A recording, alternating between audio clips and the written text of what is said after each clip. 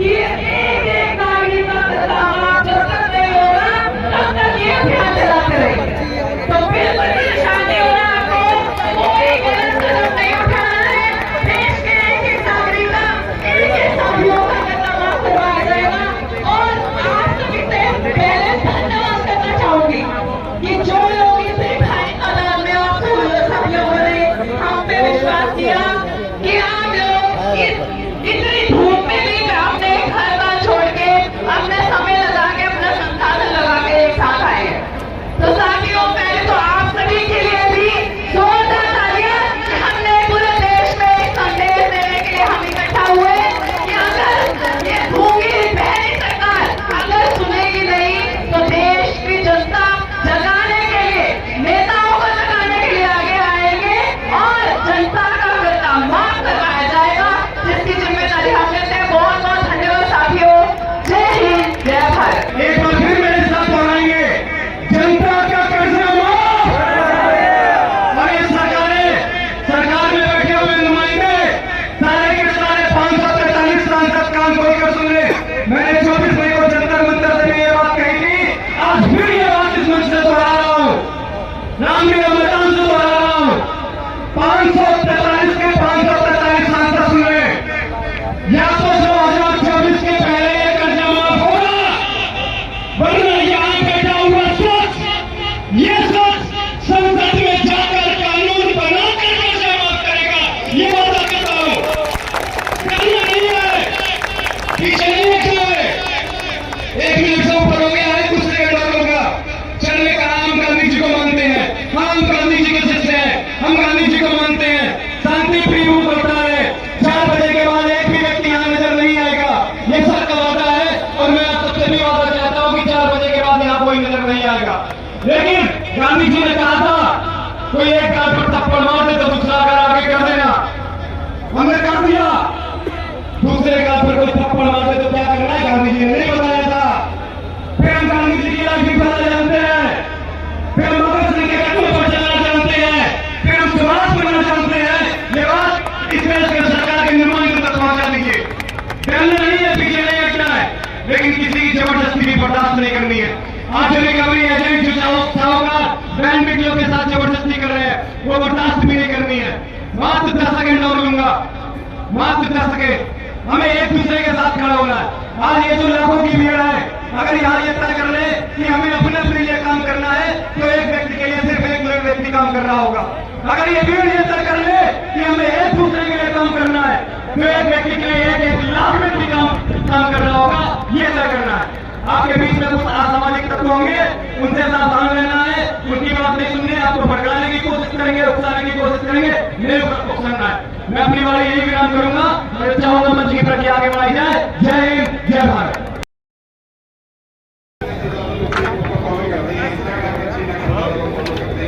YouTube पर भी लाखों लोग फॉलो करते हैं, उन सभी को सिर्फ एक संदेश देना चाहता हूं। आप कर्जे की दलदल में फंसे, इसमें आपकी गलती नहीं है। इसके लिए सरकार की गलत नीतियां जिम्मेदार हैं, और सरकार की गलत नीतियों की सजा अपने आप को नहीं देती। सबसे पहले तो यह तय करना होगा कि मैंने कर्जा लिया, मैंने कोई पाप नहीं कर दिया, यह कोई गुनाह नहीं है। भारत के संविधान के हिसाब से ना तो कर्जा लेना अपराध है, और यदि आप कर्जा नहीं चुका पा रहे हैं तो ये भी कोई अपराध नहीं है। अपने आप को अपराधी मत मानिए। सरकार के ही आंकड़े हैं, एनसीटी का डाटा है, पिछले 5 वर्ष में 50,000 से ज्यादा लोगों ने कर्जे के कारण आत्महत्या की है। और ये किसान नहीं है, पहले सुना करते थे देश का किसान आत्महत्या करता है, आज देश का साधारण नागरिक आत्महत्या कर रहा है, नौकरी करने वाला व्यक्ति आत्महत्या कर रहा है, व्यापारी आत्महत्या कर रहा है। और इसका जिम्मेदार कौन है? इसका जिम्मेदार वो हुक्मरान है, वो सत्ताधीश है जो सत्ता में बैठे हैं, जिन्हें हमने चुनकर भेजा। किस उम्मीद से भेजा? इस उम्मीद से भेजा हमारा व्यापार ठीक होगा, हमारा काम धंधा ठीक होगा, हम तरक्की करेंगे, हम आगे बढ़ेंगे। व्यापार ठीक होगा तो दूर की बात, जो व्यापार 5 वर्ष पहले जितना चलता था आज उससे आधा भी नहीं रहा है। मैं भी मीडिया डिबेट में गया, एक पार्टी के प्रवक्ता मिले, उनसे उन्होंने कहा आप गलत कह रहे हैं, व्यापार पहले से ठीक हो गया। मैंने उनसे कहा आप किसी भी मार्केट में किसी भी व्यापारी से पूछ लीजिए आज व्यापार कितना रह गया है, व्यापारी खुद बता देगा व्यापार आधा भी नहीं रहा है। और इसका बड़ा कारण क्या है? 90%, 95% लोगों ने बताया नोटबंदी, जीएसटी और लॉकडाउन। नोटबंदी के कारण कर्जे की दलदल में फंसे बहुत सारे लोगों ने कहा।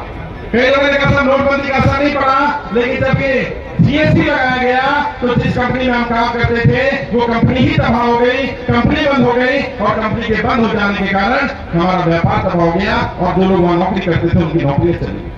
कई लोगों ने सब जीएसटी का भी फर्क नहीं पड़ा, नोटबंदी का फर्क नहीं पड़ा, लेकिन जब ये लॉकडाउन लगाया गया अचानक आधी रात को आकर बोल दिया गया सब बंद हो जाएगा, ये सोचा ही नहीं कि आम इंसान का व्यापार कैसे चलेगा, आम इंसान व्यापार करेगा कैसे।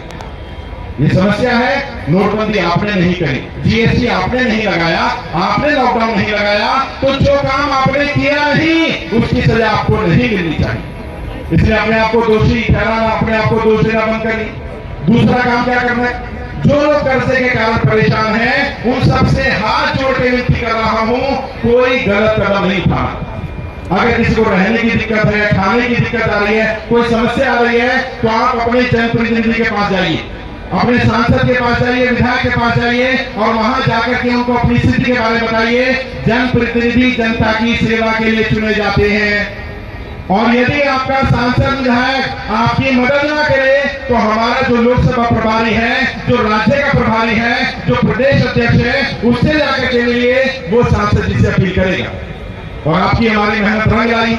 हमने सभी सांसदों को पत्र भेजे थे, सांसदों से पूछा गया था कि आपके लोकसभा में जो लोग कर्जे के कारण आत्महत्या कर रहे हैं उन्हें बचाने के लिए आप क्या कर रहे हैं। आप एक अपील करिए, लोगों की मदद करिए, लोगों को बताइए कर्जे के कारण कोई गलत कदम ना उठाए।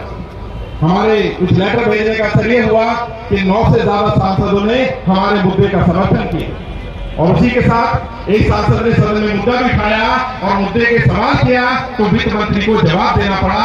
ये हमारी बहुत बड़ी जीत है, लेकिन हमारी लड़ाई अभी अधूरी है। हमारी लड़ाई तब तक पूरी नहीं होगी जब तक एक एक व्यक्ति का 1-1 रुपया कर्जा नहीं उतर जाता। और मेरे पास क्या क्या विकल्प है मैं वो विकल्प बता देना चाहता हूं। मैंने कहा मैं एक पॉलिटिकल ट्रेनर हूं, सब लोग जानते हैं देश का कोई नेता, कोई पॉलिटिकल पार्टी, कोई पार्टी का अधिकारी ऐसा नहीं है जो शाहनवाज चौधरी खाते को ना जानता हो। मैं एक पॉलिटिकल ट्रेनर हूं, मैं पॉलिटिशियंस को ट्रेनिंग देता हूं तो मैं इनकी रस से वाकिफ हूं। मैं जानता हूं ये कब रुकेंगे, कब झुकेंगे। ये तब झुकेंगे जब उन्हें एहसास हो जाएगा कि अब जनता उनका साथ देने वाले नहीं है। और इसलिए हमने तय किया था हर वो सांसद, हर वो विधायक, हर वो नेता कान खोलकर सुन ले, जो जनता का साथ देगा हम उसका साथ देंगे और जो जनता का साथ नहीं देगा हम उस नेता का साथ नहीं देंगे। ये संदेश जाना चाहिए। हर वो सांसद, हर वो पार्टी, हर वो नेता सुन ले, जो जनता के साथ नहीं है अब जनता उसका साथ देने वाली नहीं है, चाहे कोई भी पार्टी हो, कोई भी नेता हो। और जैसा मैंने कहा मैं पॉलिटिकल ट्रेनर हूं तो मैं अगला विकल्प भी बता देना चाहता हूं। ये लड़ाई सिर्फ यहां रुकने वाली नहीं है। और जैसा प्रशासन के लोगों को भी मैंने कहा, अधिकारी मेरी बात सुन रहे होंगे, हमने पूरा कार्यक्रम शांतिपूर्ण किया है। हम शांतिपूर्ण लोग हैं, हम शांतिपूर्ण व्यवस्था बना के रखना चाहते हैं। और मैं आपसे वादा कर रहा हूं प्रशासन के लोगों से, फिर जीवन में कभी भी आप मुझे प्रशासन के खिलाफ नहीं देखेंगे, लेकिन आपसे भी एक वादा, एक उम्मीद करता हूं आप भी जनता का साथ देंगे। अधिकारी का मतलब क्या होता है? अधिकारी का मतलब होता है जो अधिकारों की रक्षा करे। ये सारे अधिकारी, सारे कर्मचारी किसके लिए हैं? जनता ही के लिए तो है। और यदि जनता ही खुश नहीं है, जनता ही परेशान है तो अधिकारों का अधिकारी होना कोई मायने नहीं रखता। अधिकारी जनता की अधिकारों की रक्षा करने के लिए बना है, उसको अधिकार दिए गए ताकि वो जनता के अधिकारों की रक्षा कर सके। अगर कोई साहूकार, कोई बैंक वाला, कोई रिकवरी वाला आपको परेशान करता है, आप नियरेस्ट पुलिस स्टेशन में जाइए, पुलिस के लोग, प्रशासन के लोग आपकी मदद करेंगे। और मैं यहाँ बता रहा हूँ हमारे साथ जो 7 लाख के आसपास लोगों ने फॉर्म भरे हैं उसमें कई हजार फॉर्म दिल्ली पुलिस के लोगों ने भी भरे हैं, उन पर भी कर्जा है। ऐसा नहीं है वो बहुत खुश है, लेकिन उनकी जिम्मेदारी है व्यवस्था बनाने की और हमें उनका साथ देना है। उनका परिवार भी हमारा परिवार है, पुलिस वाले का परिवार भी हमारा परिवार है, सेना वाले का परिवार भी हमारा परिवार है, किसान का परिवार भी हमारा परिवार है। हमारी जिम्मेदारी बनती है उस सबको कर्जा मुक्त करने की।